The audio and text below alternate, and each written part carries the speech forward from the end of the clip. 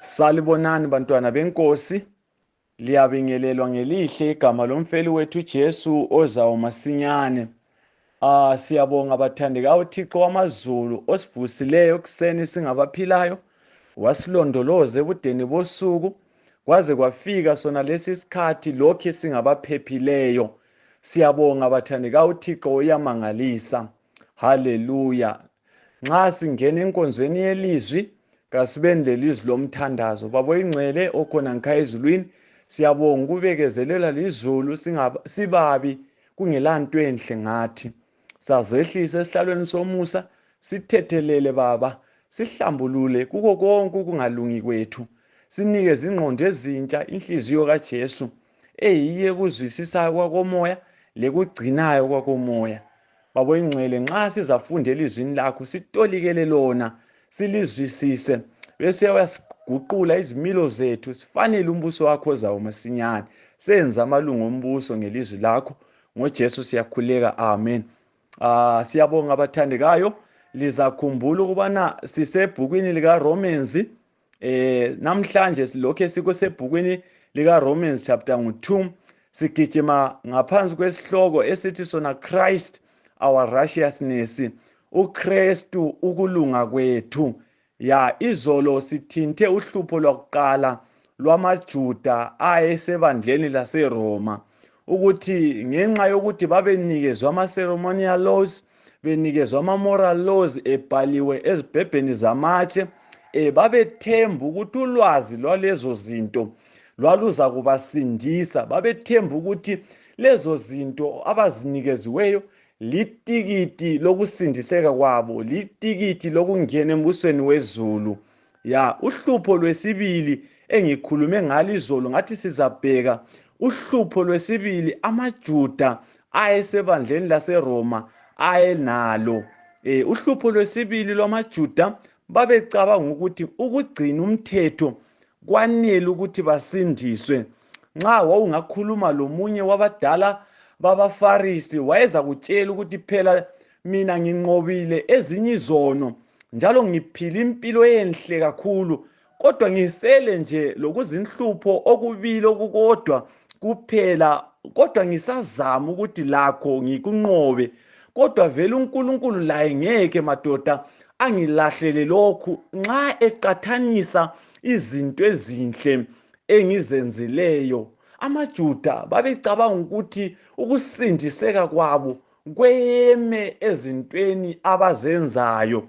Nxa ufunda uMatthew chapter 19 ivesi ngelika 16 kusiya kufika ku-22, insizwa eyayinothile yafika kuJesu yabuza, uyibambe kuhle, kwakungumJuda, kwakungumfana omJuda obuzayo. Mfuna uzwe kahle umbuzo wayo, ngingenzani ukuba ngithole impilo engapheliyo? Uthi ngingenzani? What good things must I do to earn eternal life? AmaJuda bathandekayo babefundisene batshelana ukuthi ukuze umuntu abe nempilo engapheliyo kumele enze izinto ezinhle, asebenze nzima, aginqe. Yikho phela abanye bethu bathandekayo baze bacula bathi bona sizogqoka imqhele ngemsebenzi yethu, iminikelo kaKhayini. uNkulunkulu kayifuni bathandekayo, kathokozi ngayo. Madoda, sizogqoka imqhele ngesikwenzelweyo. Yikho phela kule ngoma esihlabelelweni samasabatha ethi yona sengobabaza engikwenzelweyo. Madoda, nxa singafundisana ukuthi sizogqoka imqhele ngemsebenzi yethu, mfuna untshela ukuthi kanti indoda eyalenga esiphambanweni loJesu, isela elasindiswa nguJesu esiphambanweni, yena umqhele azoyigqoka ngemsebenzi yakhe uzoyithatha kuphi? Ngoba phela lwandoda akula sabatha ake waligcina, akula tshethe wake wayingena, akula bantu ake abasiza wabanikeza ukudla ekuphileni kwakhe. Ithuba lokusindiseka walithola esiphambanweni ngelast minute yempilo yakhe. So nxa sisithi thina sizogqoka imqhele ngemsebenzi yethu sitsho ukuthi yena uyabe engelamqhele ngoba kulamsebenzi wakhe ake wawenza khona lapha emhlabeni wasindiseka ekugcineni kwempilo yakhe. So yena nxa engacula uzakutshela ukuthi sizogqoka imqhele ngesikwenzelweyo ngoba nge-last minute yempilo yakhe wasindiseka wavuma wathenjiswa impilo engapheliyo. So madoda, sizogqoka imqhele hatshi ngesikwenzileyo kodwa ngesikwenzelweyo. So uJesu nxa iphendula insizwa enothileyo uyazi kahle uJesu ukuthi ukhuluma lomntwana omJuda uthi zwana, nxa ufuna ukungena ezulwini ngemsebenzi yakho kukhona umthetho okumele ugcine. Umfana omJuda uthi kuJesu, ever since I was in primary school I have been keeping the law. Lokhu okhuluma ngakho sengakwenza ngakuphinda ngisesemncane ngakugcina kudala. uJesu uthi yebo ngiyakuzwa kodwa ngicela ukukuhlola ukuthi empeleni ugcinile yini umthetho okhuluma ngawo. So iBhayibheli lithi esehlulekile wahamba ekhaya edanile. Bathandekayo, ivangeli lokuzama ukuzisindisa ngokugcina umthetho liyingozi ngoba ungenza kubi uyazilahla wena. Nxa ungenza kuhle uyazimakela, ungehluleka uyazilahla, likutshaya ngapha langapha. iBhayibheli lithi umfana wasuka esetubhulile umlomo esiya ekhaya. Kasizwa futhi ngaye esiza kuJesu, wahle wahamba unompela kazange abuye ngenxa yevangeli lokuzama ukuzisindisa lokusebenza nzima. Alikuncedisi kodwa liyakulahla ngoba ungenza kubi. Akula muntu ozakutshela, wena ngokwakho uzazilahla uhambe ungasabuyi. Nxa uthemba ukuthi uzasindiswa ngokugcina umthetho, ungavele uwephula umthetho kuphelile ngawe. Umthetho uqinile bathandekayo, ufuna ukulunga okupheleleyo. The law demands i-perfect obedience. Zwana uGalatians chapter 3 verse ngelika-10 uthini? Bonke abathemba umthetho bangaphansi kwesiqalekiso ngoba kulotshiwe ukuthi uqalekisiwe umuntu wonke ongaqhubeki esenza konke okulotshiweyo encwadini yomthetho. nguPawulu okhuluma lamazwi uthi bonke abathembe umthetho abangaphansi komthetho bangaphansi kwesiqalekiso ngoba kulotshiwe ukuthi uqalekisiwe umuntu wonke ongaqhubeki esenza konke okulotshiweyo encwadini yomthetho. AmaJuda babengazi bathandekayo ukuthi nxa bethemba umthetho kumele bawugcine ngokupheleleyo in every detail. Liyazi bazalwane, babengeke bakwenze lokho ngawabo amandla. Point number 3, uhlupho lwesithathu lwamaJuda. Babegagadlele amabala omthetho, the letters of the law. Bakhutha isiji sendaba. Babengazwisisi ukuthi umthetho vele ufuna ukugcinwa ngenhliziyo ngomoya. AmaJuda kwakungabantu ababezigqaja kakhulu. Phela umJuda wayengasukuma athi yena ebantwini, angikaze ngabulala mina. Ngifani lokungabantu kwezizwe lokho ababulala, mina kangikaze ngabulala. uJesu wayebaza kahle abantu bamaJuda. Yikho phela kuMatthew chapter 5 ivesi ngelika-21 uJesu uthena, uma uzonda umfowenu enhliziyweni ungumbulali phambi komthetho. Nxa uzonda umfowenu wena ungumbulali wena. Ngamanye amazwi vele umbulele enhliziyweni. Lizakhumbula bathandekayo ukuthi uJesu echumayela yona lintshumayelo yakhe entabeni, amaJuda babeplana ukumbulala enhliziyweni zabo. So uJesu uyabatshela ukuthi hey madoda, lokho lithi sigcina umthetho, asondaba yezandla lenyawo lomlomo kodwa indaba yenhliziyo. isiKristu asiqali emlonyeni esicula sichumayele ngayo sikhulume ngayo, kodwa isiKristu siqala enhlizweni. isiKristu it must originate from within. So asondaba yokuhambo uzitha umuntu ozwayo ukhuluma usithi wena ugcina umthetho. Le yindaba yenhliziyo. This has nothing to do with an act bathandekayo. Esikhathini esiningi abantu batolika isono ngokwenza, kodwa uNkulunkulu ubheka isono ngemotive, isizathu, izindlo zenhliziyo. Madoda kutshontshwa ngesandla man.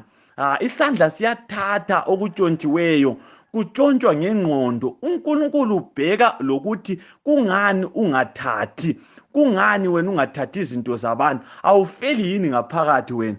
Maybe wesaba ijele, kodwa kahle kahle ulisela, kodwa uligwala lokuthatha utshontsha wehluleka ukuthatha. Phela kulabanye abantu abathi nxa bebheka izinto zabantu bahle bazithathe ngenhliziyo, babe sebeswela ithuba lokuthi bathathe izinto zabantu. Wena nxa umbona lowo muntu, ubona umuntu olungileyo ongatshontshi izinto zabantu, kanti enhliziyweni uqeda izinto zabantu, uswela ithuba lokuthi azithathe lezo zinto. So uNkulunkulu uyabheka lesizathu sokwenza kuhle ukuthi yini ekufuqayo. Kulabanye abantu phela abenza okuhle ngezizathu ezirong. Uthole umuntu impela enikeza abantu ukudla, kodwa kungayisikho ukuthi ulozwelo, kodwa kuyimbonani madoda, ngiyasiza mina mbonani madoda. Bathandeka, if the motive is wrong, you are sinning even though your acts are wonderful. Nxa isizathu si-wrong esokunikeza abantu kumbe esokwenza kahle, uyona wena lanxa izenzo zakho zizinhle. Bheka uvesi ngu-2 uvesi ngu-16 kaRomans chapter ngu-2. Uthi yena lokhu kuzakwazakala ngosuku uNkulunkulu azakwahlulela imfihlo zabantu ngoJesu Kristu, njengokutsho kwevangeli lami. Uthi zonke lezo zinto esikhuluma ngazo ezezizathu, ama-motive ezenzakala enhliziyweni zabantu, kuzakwazakala ngosuku uNkulunkulu azakwahlulela imfihlo zabantu ngoJesu Kristu, njengokutsho kwevangeli lami. So ngosuku lokwahlulela uNkulunkulu uzakwahlulela aveze okufihlakaleyo emuntwini.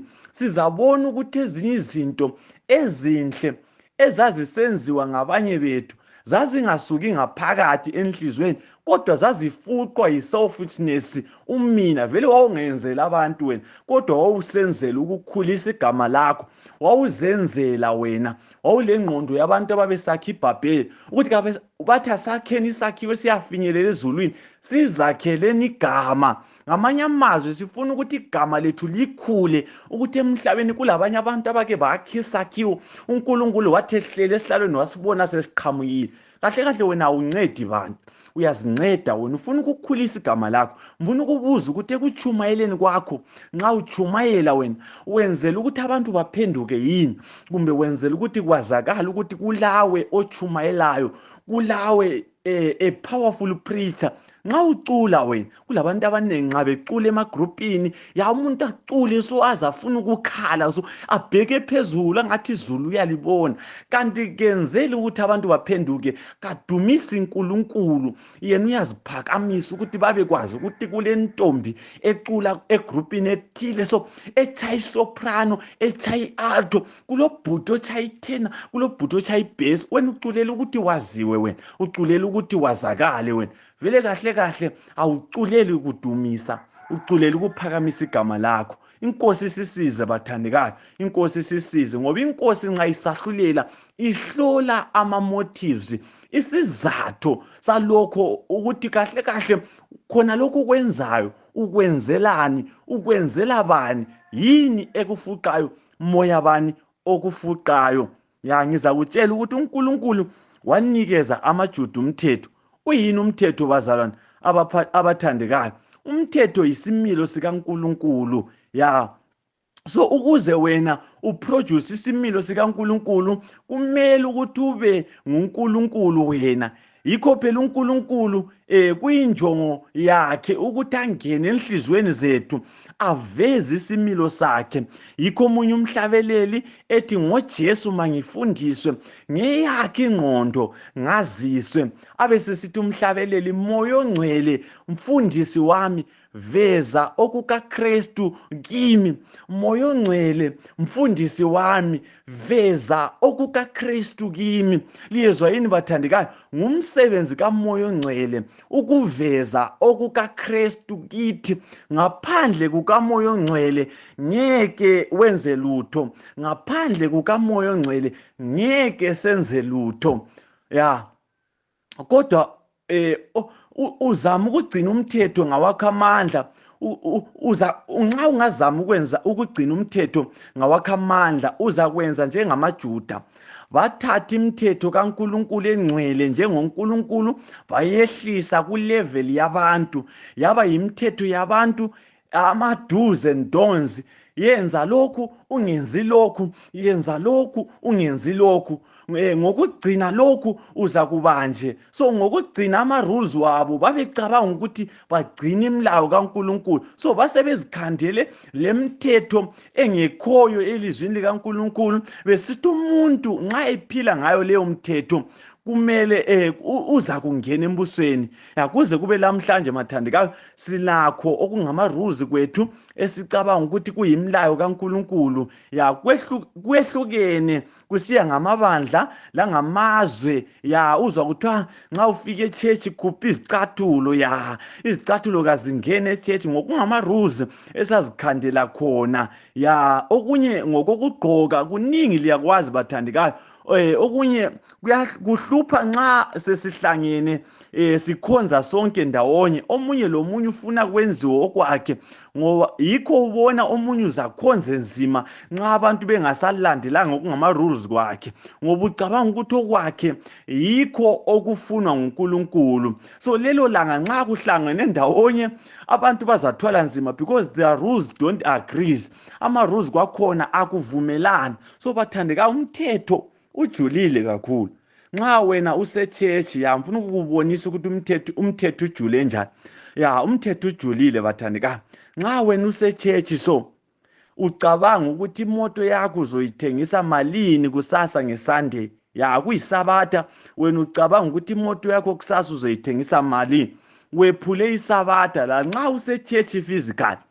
Vele nxa ucabanga ama-sports kumbe ibhizinesi yakho noma yini, kumbe ngumfana ucabanga i-girlfriend yakho ukuthi kungani ngakubhalelanga imessage ekuseni, zwana lapho wephule iSabatha. Nxa ucabanga izinto zona lezo, even ungenzanga lutho, uhlele esitulweni echechi, because the law does not demand only perfect acts but perfect motives.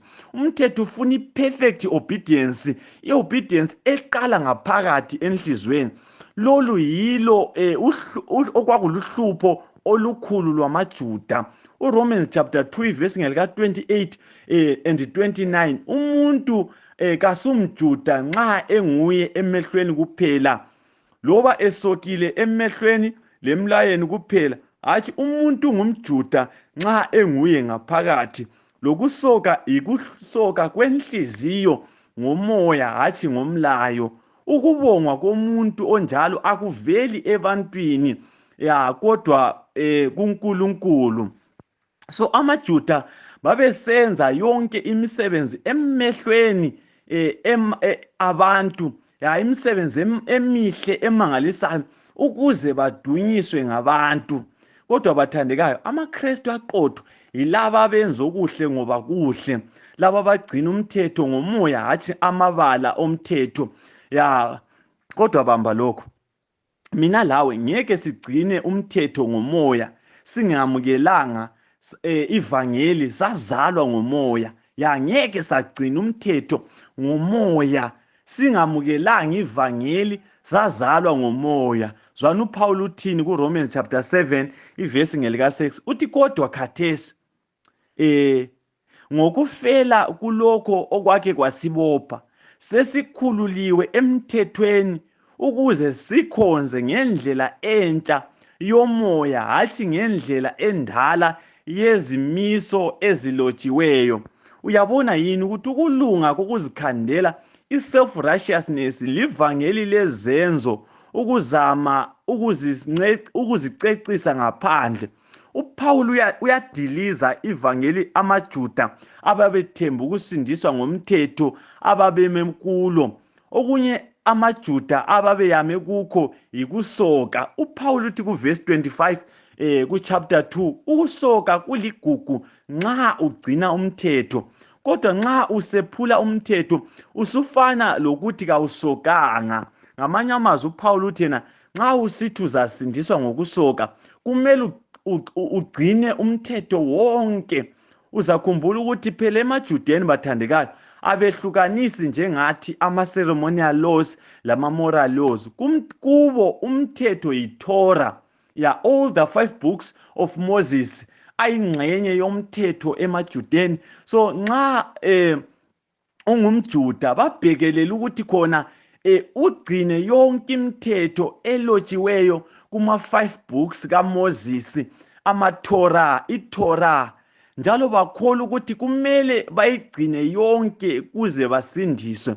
uPaul uthi ebantwini bakubo amaJuda, nxa licabanga ukuthi ukusoka litikiti lenu lokungena ezulwini, ngiyalixwayisa ukuthi lilomlandu wokugcina wonke umlayo njengoba unjalo.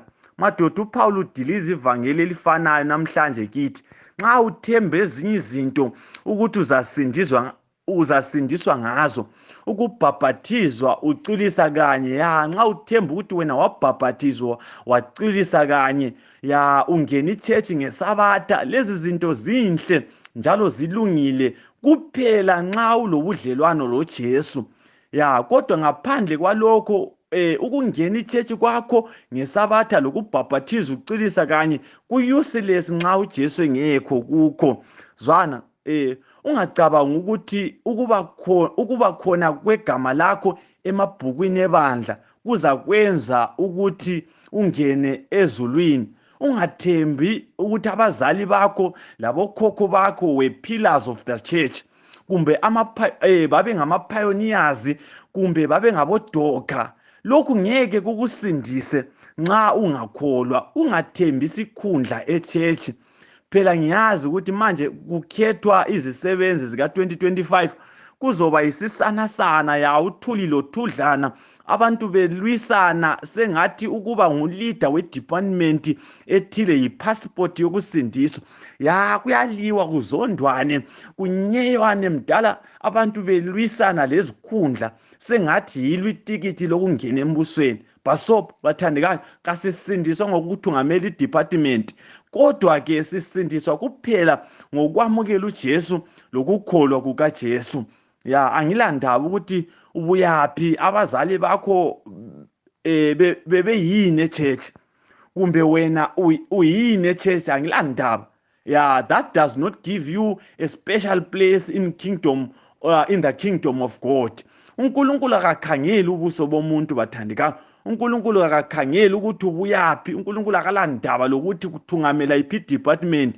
YikuPaul akutshoyo kuRomans chapter 5 isivesi ngelika-14 lo-15, ngempela nxa abezizwe abangelawo umthetho besenza ngokwemvelo izinto ezifunwa ngumthetho, bengumthetho bona ngokwabo, lanxa bengelawo umthetho, njengoba bebonakalisa ukuthi okufunwa ngumthetho kulotshiwe enhliziyweni zabo, izazela zabo ziyafakaza, imicabango yabo iyabasola iphinde ibavikele. Ngamanye amazwi, zwanini la, amaJuda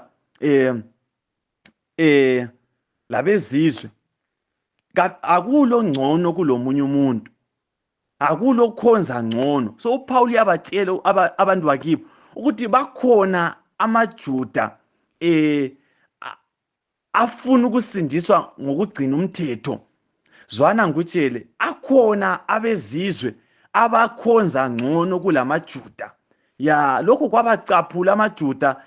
Kuba uPaul wayeseduze babezomkhanda ngamatshe. Uzakhumbula ukuthi uJesu wake wabatshela indaba yomSamariya lomthelisi. uzakhumbula ukuthi uJesu wabatshela umfanekiso ukuthi umuntu omthile wayesuka eJerusalema esiye eJerikho, uthe sahamba watheleka phakathi kwabaphangi abamtshaya bamkhumula impahla bamtshiya esesimeni sokufa. Kwafika umJuda ngaleyo ndlela, umLevi wadlula eceleni, kwafika umpristi umJuda ngaleyo ndlela wadlula eceleni, kodwa umSamariya olungileyo, umuntu wezizwe, wathi embona wezwa usizi, wamzwela, wamisa ubabhemi wakhe, wambopha, wambhanditsha, wasemthatha wamgibeza phezu kwababhemi, yena wahamba ngenyawo. UJesu abesebuza ukuthi ngokubona kwakho, uJesu ubuza umJuda uthi ngokubona kwakho wena nguphi kulabo owaba ngumakhelwane waloyo muntu owayelimele? UmJuda wehluleka lokuthi aqambe igama lomSamariya, wasesithi ngokubona kwami nguloyo owenza okuhle. I-answer was clear bathandekayo, ukuthi athi ngumSamariya, kodwa umJuda kwambhowa, wezwa engathi ngumSamariya. Amazinyo akhe ahlakhithike, uzahla aqubuke, wasesithi nguloyo owamenzela okuhle. So uPaul nxa kuba kuthiwa wayeseduze nxa wayekhuluma lamazwi nxa wayekhuluma lamazwi eChurch yaseRoma, wayezakhandwa ngamaJuda ngamatshe, ngoba kwakubacaphula ukuthi bezwe ukuthi kulabanye abantu abakhonza ngcono kulabo. So uPaul udiliza ivangeli lokuzethemba ebantwini, ngoba umuntu ngeke amukele ivangeli engaqalanga walahla konke ukuzethemba. uNkulunkulu ubheka inhliziyo, kambe usulungisisiwe yini ngaphakathi enhlizweni? Zwana ukuthi uDavid uthini kuPsalms chapter 51 ivesi ngelika 10, amahubo 51 ivesi ngelika 10, izihlabelelo 51 ivesi ngelika 10. uDavid uthi yena, dala kimi inhliziyo ehlanzekileyo, oNkulunkulu uvuselele ngaphakathi kwami umoya othembekileyo. Dala ngaphakathi kwami inhliziyo ehlanzekileyo, oNkulunkulu uvuselele ngaphakathi kwami umoya othembekileyo.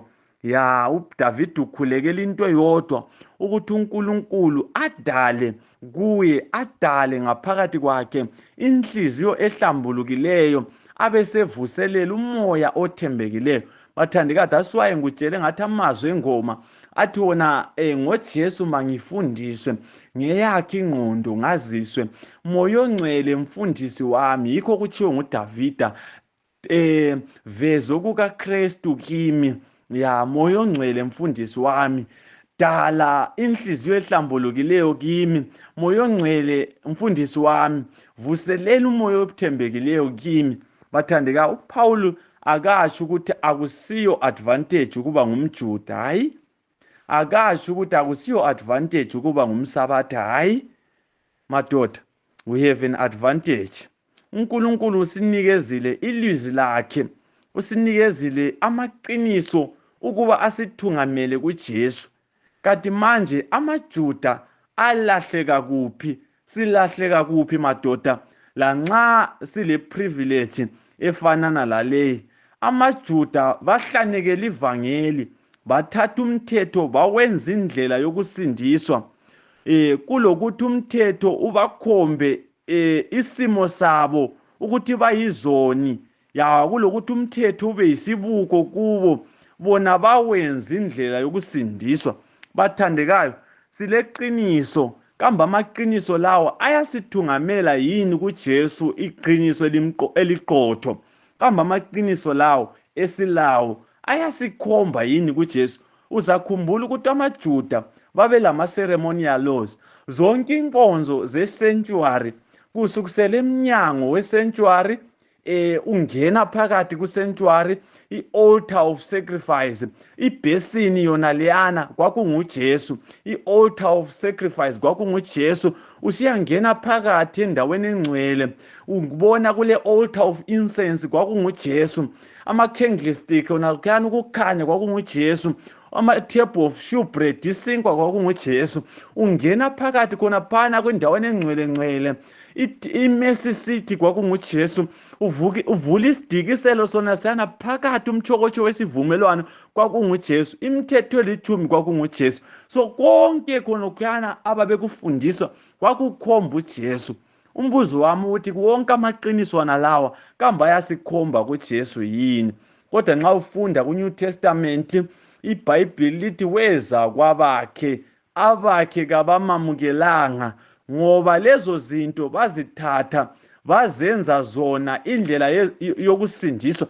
Ngamanye amazwi nxa babelesentuary so babebona isango lokuya embusweni, babebona izinto lezo ukuba khona kwazo kwakuyikusindiseka. So wawusithi nxa uzelwe koJuda uzelwe ngathi uzelwe ezulwini. So bathandekayo, asiboneni ukuthi ingozi yethu ikuphi, ukuthi isekuthini sigagadlela izinto esizivezelweyo sizenze zona zibe indlela yokusindiseka kwethu. Nxa sengivala ngifuna ukukukhumbuza ukuthi uPawulu lenjongo nxa ethinta ngohlupho lomuntu kumaJuda labezizwe, injongo yikubulala lokudiliza konke ukuzethemba kithi, ukuze singamukeli olunye ulutho ngaphandle kukaJesu kuphela. uJesu abe nguye ithemba lethu lokulunga kwethu. Ngamanye amazwi bathandekayo, uPawulu uthi angilandaba ukuthi ungumJuda kumbe ungowezizweni, the world is under sin. Umhlaba wonke siyizigqila zesono, umhlaba wonke sibuswa yisono. Ngakho-ke kakho oza kuthiwa ulungile emehlweni kaNkulunkulu ngokugcina umthetho. uPawulu uveza isimo sethu abantu sonke abezizwe lamaJuda, abantu bakibo, akulandaba usechechi kumbe ngaphandle, sonke we are 100% sinners. Singabakwazi khonokho bathandekayo ukuthi siyizoni, sizoyeka ukukhombana ngeminwe. Uyabona nxa uzibona uyisoni 80%, ubona omunye eyisoni 100%, ungamkhomba ngomunwe umsole umlahle ngoba ungcono kunaye nge-20%.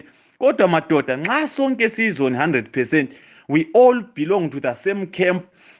Sonke sichibilekela kuJesu ofananayo, yilokhu kuphela ithemba lethu njengezoni. uPawulu ufuna kufe umina konke ukuzethemba abesenikeza ivangeli. Phela uJesu akalandaba phela uJesu bathandekayo akalandaba ukuthi akalandaba ukuthi uyisona esingakanani uke wenzani. uJesu ufuna ukusindisa umuntu. uJesu akalandanga abantu abayizoni 99%, kodwa uJesu walanda ukusindisa 100% sinners. Kumele sikuvume khonokho ukuze ivangeli lisisebenzele, ivangeli lisebenze kithi. Ngifuna ukucina ngevesi le, Philippians chapter 3 ivesi ngelika 3. nguPawulu okhuluma lamazwi, nguPawulu okhuluma lamazwi. Uthi ngoba thina yithi abokusoka, thina esikhonza uNkulunkulu ngomoya wakhe, esiziqhenya ngoKristu Jesu, njalo esingabeki ithemba lethu kokwenyama. So uPawulu uthena, mina engikhulumayo ngingokusoka, mina ngiyingxenye yalabo abokusoka. Ngamanye amazwi ngingumJuda, ngingumHebheru wamaHebheru, wesizwe sakoBenjamini. Ungahamba uyifunda yonke utsho njalo uPawulu. Uthena ngikhonza uNkulunkulu ngomoya, ngiziqhenya ngoKristu Jesu, angibeki ithemba lami enyameni. So uPawulu uthi mina ngisokiwe kodwa nginakho ukwethemba kokwenyama. Akusimi ophilayo kodwa uJesu bathandekayo uphila kimi. uPawulu selahle ukwethemba kokwenyama. So bathandekayo, ukuze samukele ivangeli kumele silahle ukuzethemba, silahle ivangeli lokuzethemba. Sivume ukuthi siyizoni. Ithemba lethu nguJesu lokulunga kwethu, lokulunga kwakhe. Bathandekayo, uNkulunkulu asisize sinanzelele ukuthi siyizoni. Ngaphandle komusa kaNkulunkulu ngeke senelise ukwenza ukulunga okufunwa lizulu. Singabe sisenza amabala nothi ngomoya, Ya uNkulunkulu asisize bazalwane, sikuthathe lokhu uPaul akutshoyo emajudeni. uPaul uyasivula amehlo ukuthi sinanzelele ukuthi akulanto enhle ngathi, ya ukuze samukele uJesu isipho sezulu. uNkulunkulu asisize silazi iqiniso, iqiniso lizasikhulula. Haleluya! Ngiyakuncenga mhlobo wami, ngiyakuncenga dadewethu, ngiyakuncenga mfowethu, ngiyakuncenga gogo, ngiyakuncenga khulu, ngiyakuncenga mna wami, zwana, yamukela uJesu mani. Akulanto enhle ongazenzela yona. Wena lami sibabi, wena lami salinyazwa isono, wena lami siyizilima mani, kodwa sipheleliswa kuphela esiphambanweni lapho umsindisi achitha khona igazi. Ungakuthembi ukuba lilunga lebandla, ungakuthembi ukungena ichechi. Ayisilo tikiti lokusindiswa lona lelo. Bathandekayo, indaba isesiphambanweni. Zwana, woze esiphambanweni sisindiseke. Zwana, ungavumi ukuthi wena uzulale ungamukelanga uJesu. Woze esiphambanweni usindiseke umusa ungakavalwa. Ngiyakhuleka nxa uvuma la masikhuleke. Baba oyingcwele, ukhona ngika ezulwini, siyabonga. Musa lothando lwakho lumangalisayo. Siyabonga Nkosi ukunxuswa njengezoni, ukuboniswa imfihlakalo yokonakala kwethu, ukubonisa imfihlakalo njalo ukusindiseka kwethu. Siyabonga ukwambulelwa baba oyingcwele. Siyabonga ukuvulwa amehlo. Vuma lami Nkosi othandekayo, sisindise baba oyingcwele. Ziyabuya izihlobo, abangane bayavuma, bayavuma abafowethu Nkosi othandekayo, sisindise sonke. Siyamukele sonke, usitshintshe ingqondo lenhliziyo sibe yizigqila zokulunga Nkosi othandekayo. Iba lathi Nkosi, ngenxa kaJesu siyakhuleka. Amen.